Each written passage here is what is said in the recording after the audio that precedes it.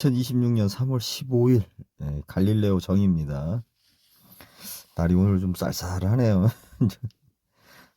또 땀을 흘리면 좀 더울 것 같긴 한데 이제 해가 길어져서 일을 좀 많이 해야 됩니다. 자, 대한민국에서 자칭 경매를 가장 정확하게 가장 잘하고 잘 해석한다고 하는 자칭 갈릴레오 정입니다. 제가 예전에 그 경매 관련해 가지고 뭐 무슨 대왕 뭐 무슨 신 무슨 킹짱 뭐 뭐죠? 하여튼 막 그 이렇게 자기의 별칭으로 유치한 초등학교 수준의 뭐 그런 거를 붙인 책이나 또 그런 방송이나 뭐 닉네임을 활용해 가지고 이렇게 그 홍보하고 뭐 경매 잘한다 뭐 이런 분들을 한 20년 동안 봐온 것 같아요. 거의 경매한 지 뭐 20년 됐으니까. 그런데 그 우리 뭐 그런 것도 많죠. 그러니까 자기를 높이는 자기가 뭐 뭐의 신이다. 뭐 무슨 신, 그런 신을 많이 붙여요. 요즘 보면 참 그게 무슨 영향인지 저는 참 쑥스러운데 도대체 뭐가 잘났길래 신인지 누가 뭐 그렇게 칭송을 해주는 건가? 그렇게 우러러 떠올리는 건가? 요즘 그 김어준 씨의 그 뭐죠? 뭐 겸손은 뭐 이름 생각이 안 난다. 근데 하여튼 거기도 보면은 제가 김어준 씨에 대한 그 좀 부정적인 기억은 뭐냐면 예전에 그 낙곰수 한참 할 때 저는 뭐 그렇게 낙곰수 애청자는 아니었지만 어 또 바빴어요. 뭐 그런 거 듣고 앉아 있을 저기도 아니고 내일 바빠 죽겠는데 뭐. 근데 그 총수라는 이름을 썼죠. 총수.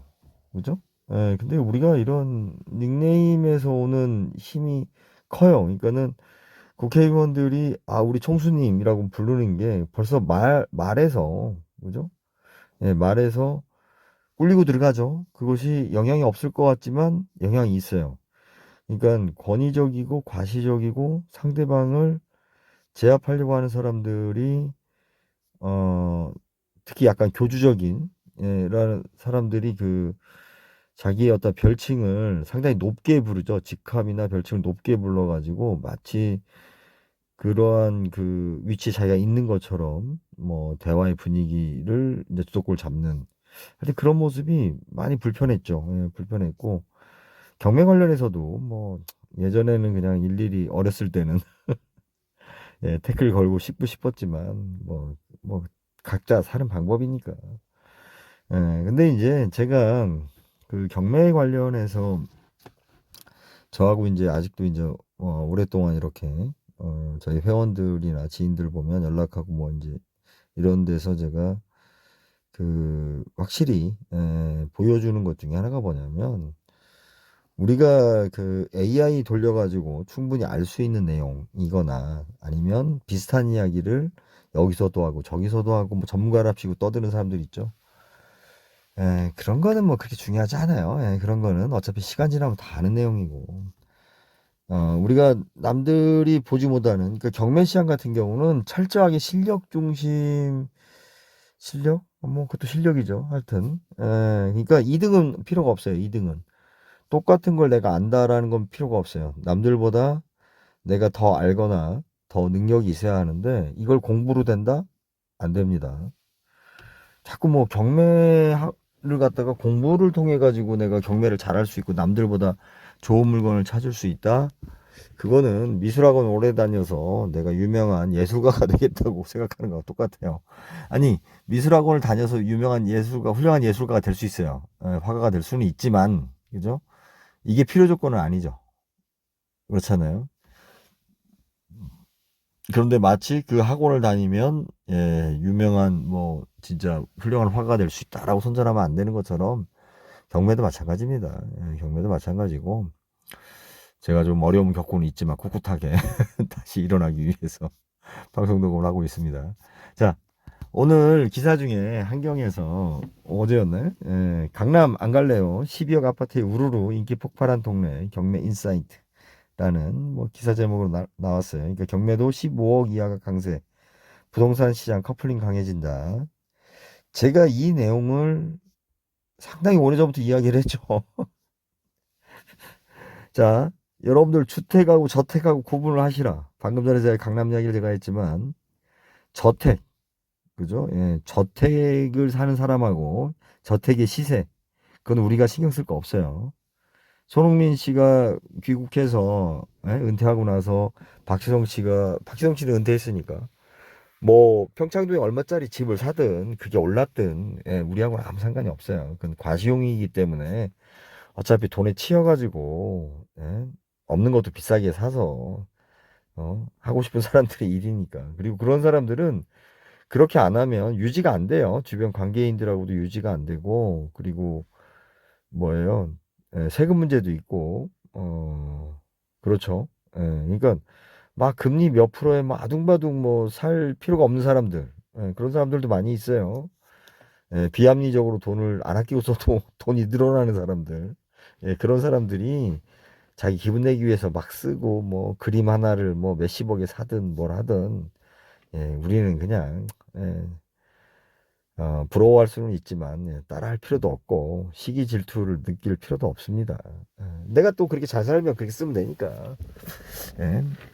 근데 이제 중요한 거는 우리나라 부동산 정책을 소위 말해 우리 진보 진영이라고 하는 민주당의 세력들이, 이분들이 그 발전한 게 없어요. 제가 경험해 봤을 때 이명박 때부터 시작해가지고 그때부터 제가 본격적으로 활동을 했으니까 지금까지 그 정책이나 사고방식을 보면 아직도 그 100년 전에 프롤레타리아 계급의 혁명을 꿈꾸는 막스나 뭐 레닌의 사상을 갖다가 억지로 뭐 어디서 주워들은 건 있어서 갖다가 매칭을 하면 자기가 혁명가가 되고 마치 세상을 갖다가 뭐 뒤바꿀 수 있는 어떤 그러한 그 선구자적인 그런 착각을 하는 것 같아요.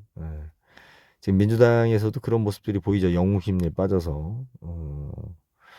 현대 사회는 이 다각화된 사회죠. 다양하고. 그러기 때문에 누구 하나가 전문가가 될 수가 없어요. 그러니까 이재명 대통령이 날고 뛴다고 해도 그 양반도 한계가 있어요. 한계가 있고. 제가 정책 제안이나 뭐 이렇게 나오는 거 보면 노력하신다. 거기까지예요. 거기까지인 거고. 다 각자 분야가 있고 또 그 분야마다 천재성을 보이는 사람들이 있습니다. 저는 뭐 아직 천재까지는 예. 그럼 뭐 천재라는 거는 다른 사람들이 인정을 해야 되니까. 그런데 자, 제가 아파트 값이 10억 전후로 집중될 것이다라고 이야기를 했죠. 여기도 지금 12억이라 나오는 이유가 뭡니까? 우리나라의 제도 자체가 여기에 형성돼 있어요. 예? 그렇잖아요. 커피값이 우리 믹스 커피하고 백다방에서 사 먹는 우리 뭐 2,000원, 3,000원짜리 커피하고 사실은 뭐 그런 이제 저가나 중저가 제품의 대부분 수요자가 있고 거기에 가격에 우리가 오르고 내리고가 영향을 줄 수는 있죠. 하지만 뭐 어디 이상한 커피가 100만 원 하던 게 200만 원 한다고 해서 지랄 떨 필요는 없잖아요. 근데 사람들이 그런 우리 일상에 가까운 이야기들은 관심이 없고, 예, 그런 건 무시해버리고, 강남을 타겟으로 뭔가 이야기하고, 그것을 때문에 정책이 바뀌어야 된다. 맨날 이렇게 들쑤시니까 우리나라의 그 세금이나 부동산 제도 자체가 걸레가 됐죠, 걸레가.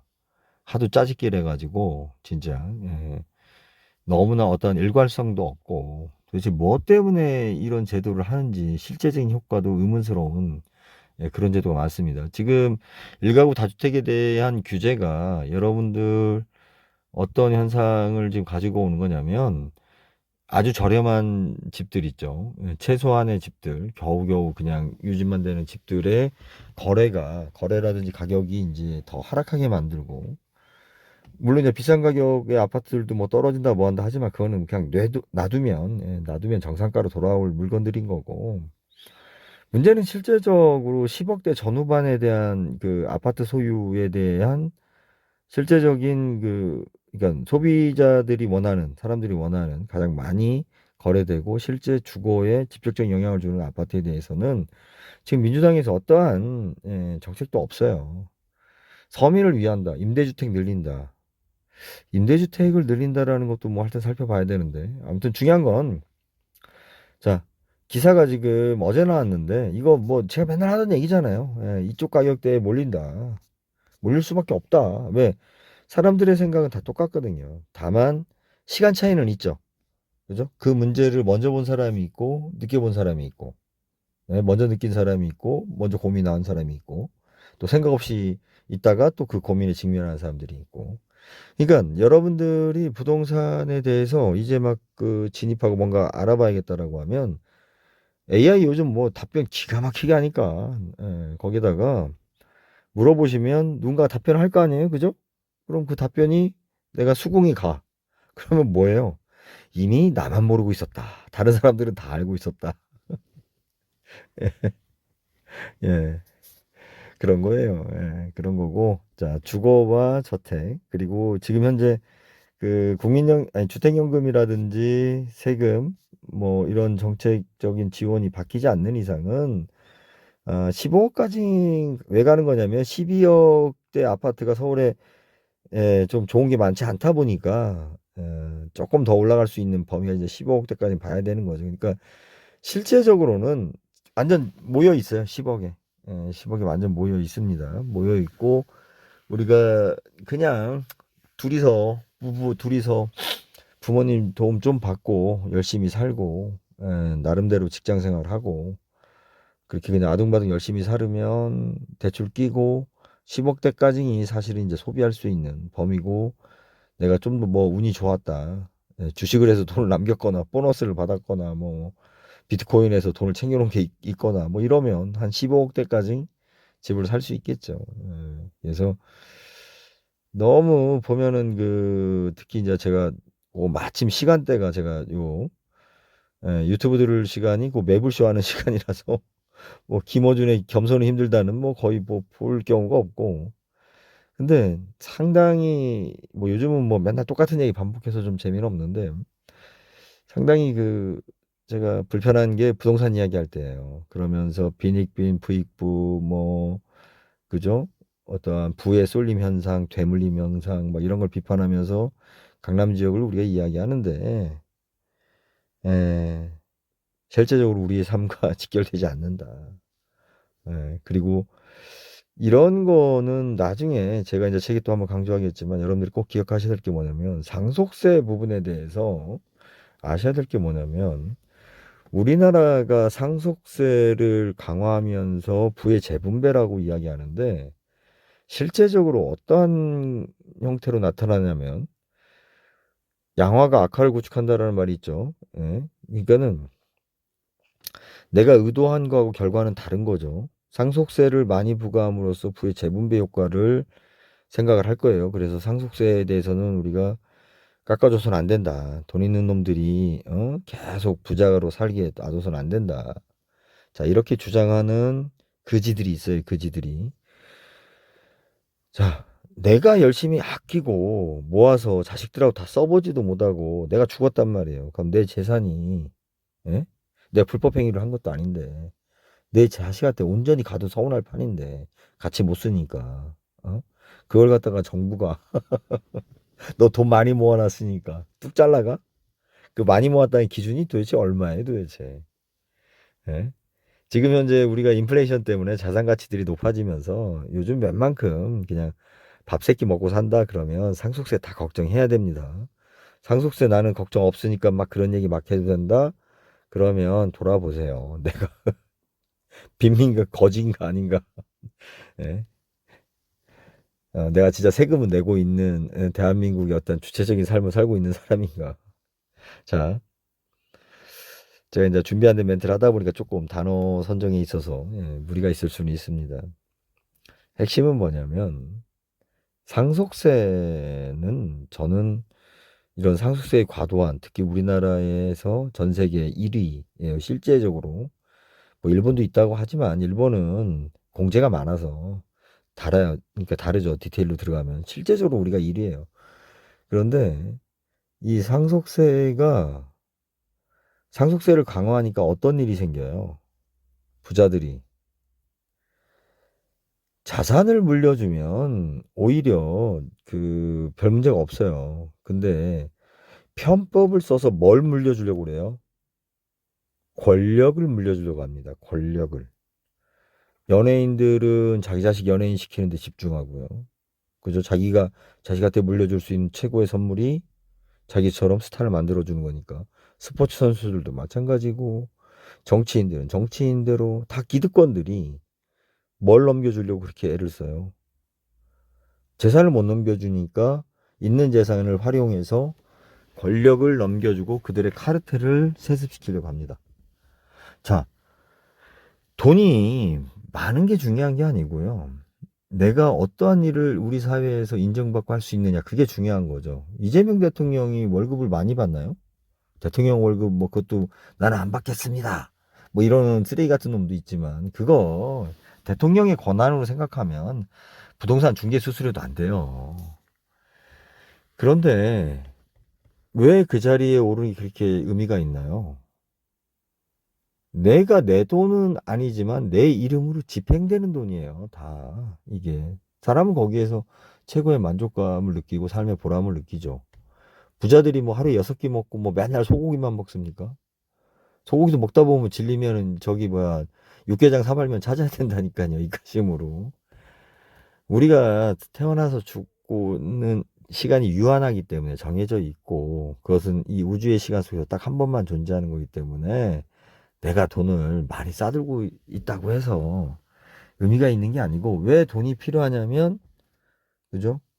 내가 그 돈으로 내가 하고 싶은 뭔가를 내가 주체적인 삶을 내가 하고 싶은 공연이나 뭔가를 만들거나 내가 누군가한테 주거나 라는 나의 자아를 실현할 수 있기 때문에 돈이 필요한 거예요.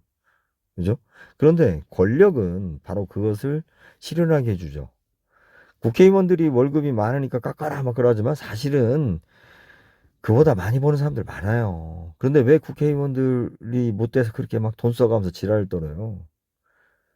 돈보다 더 매력이 돈을 쓸 수 있는, 그죠? 또 돈보다 더한 사람들을 움직일 수 있는 가치를 실현할 수 있는 권력을 얻기 때문이에요.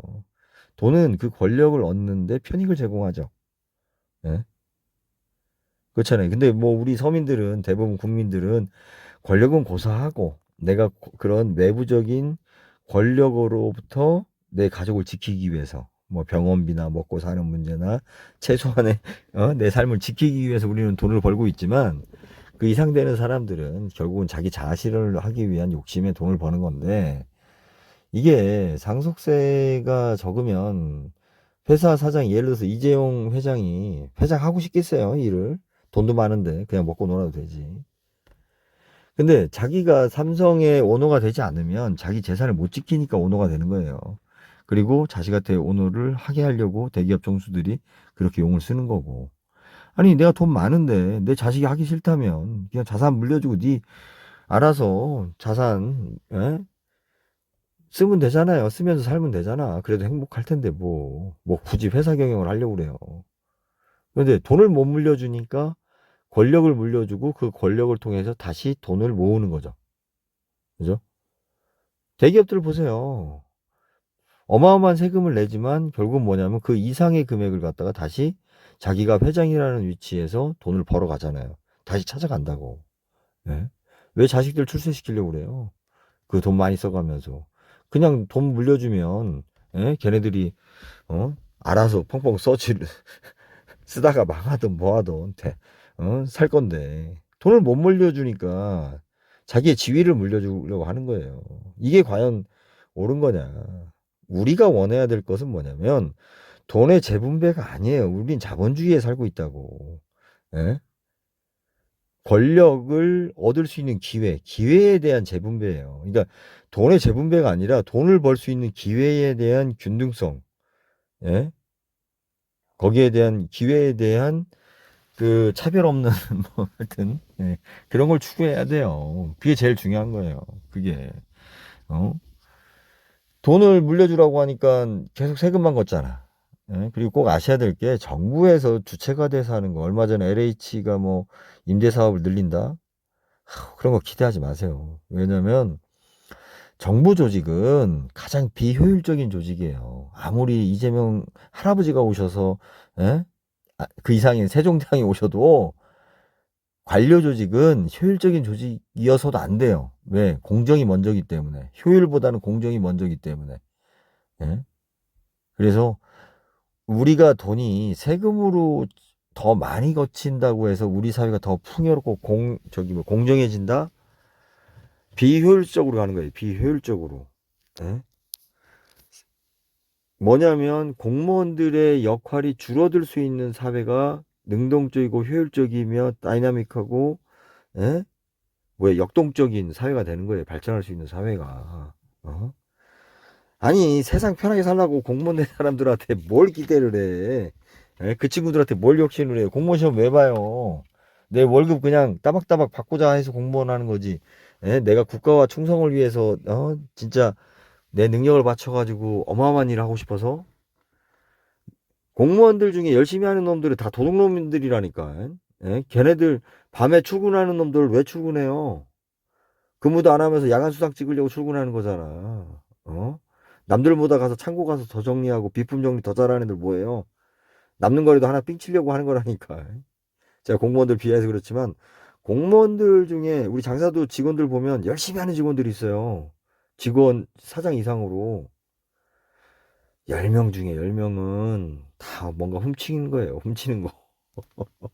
직원이 열심히 할 때는 그걸 의심해야 된다니까. 애사심으로 열심히 하는 게 아니라니까. 에? 에? 에? 뭔가가 내가 삥을 칠 때 열심히 한다니까요. 참, 순진하기는. 공무원 사회 좋은 사회 아닙니다. 아무튼, 이런 기사도 보세요. 벌써 내가 옛날부터 얘기했던 거잖아. 이 가격대에 집중된다고. 에? 시장을 읽을 줄 알아야지 그걸 꼭 이렇게 나타난 다음에 하냐고. 어? 뭘 기자들한테 뭘 더 바래요? 기자들이 어떠한 그 선구안이 있어서 미래를 이야기하거나 어떠한 개혁적인 이야기가 기자에서 눈에서 나온다고요? 남들 얘기 떠드는 거나 주워서 받아 쓰는 정도지. 그거나 양심 있게 쓰면 다행이지. 네. 그냥 AI한테 물어보는 게 제일 정확합니다. 제일 정확해. 아이고, 녹음을 안 할 수는 없고, 예, 조회수와 구독자를 늘리기 위해서 이제 열심히 해야 됩니다. 책도 팔아야 됩니다. 예, 정한영이라는 인물이 어떤 인물인가, 뭐, 안다고 생각하시던, 예, 저희 회원분들도 계실 텐데, 예, 예, 제가 쓴 책, 예, 신간이죠. 청춘 청구권.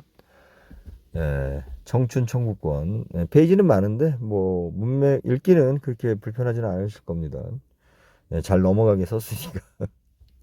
예, 제 수준에 뭐 어렵게 쓸 수는 없고. 예, 뒤에 이제 교정이 제대로 안 빠진 게 티가 나는데, 그거는 이제 재판을 찍을 때 수정을 하도록 하겠습니다. 아유, 막 억지로 책을 내다 보니까 좀 힘들었어요. 자, 여기까지 하겠습니다. 예, 감사합니다.